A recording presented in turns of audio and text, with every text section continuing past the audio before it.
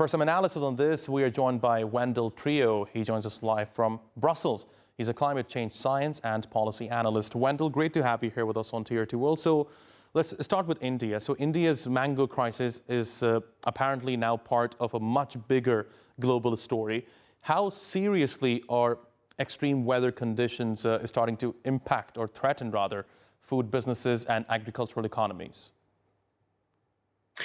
Well, obviously, this is very serious. Of course, extreme weather events have always existed in the past, but with climate change and global warming, this is only being exacerbated. So we have more frequent extreme weather events, and they are much more intense than ever before.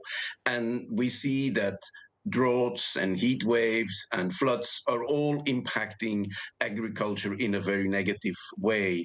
That has to do with reducing water availability. Think also about the melting glaciers, which actually are this kind of sponge that provide water regularly to agriculture. When glaciers are melting much faster, that water is no longer available. But of course, droughts and heat waves also impact water availability. We have lower crop productivity, increased soil erosion. The extreme weather events reduce the impact of agrochemicals and so on. So all in all, what we see is that these extreme weather events really impact, as you already indicated, global yields with 4 to 10%, you said 6% of reduced crop or yield productivity by every single degree of global warming. We're currently on a way towards 1.5 degrees of global warming, but heading with current policies to 2.5 degrees or even 3. So that's potentially impacting agriculture yields by 1/4 to 1/3 in the next 20 to 30 years. So that's a huge impact. Yeah. Right, and it's not just about the harvest quality or the yield quality, because farmers are saying that hotter seasons are damaging both the harvest quality and supply stability. So I wonder, how difficult is this becoming for food supply chains and retailers?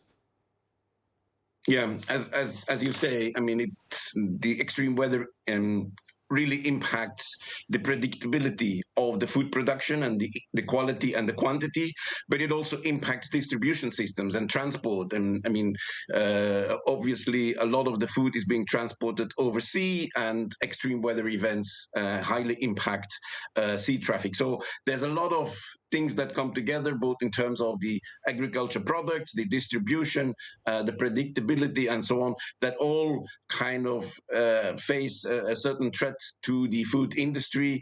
And around half of the food industry is currently already being impacted by the extreme weather events.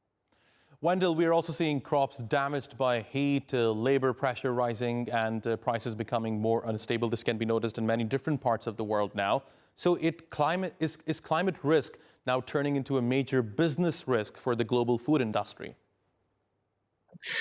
Yes, I think the global food industry has clearly realized that climate change and extreme weather events are a certain risk, and they are investing in supporting, more and more investing in supporting farmers to adapt to the impacts of climate change, to increase resilience to extreme weather events. But that has a certain limitation. There's things you can do, but it only reduces the negative impact. It can't take away the negative impact. So if we really want to make a change, then we also need to look at how can we reduce climate change, and how can we actually make temperature rise increase less strong than it currently does. Fascinating insights. Wendel Trio, thanks very much for joining us here on Tier 2 World. I really appreciate your taking out the time.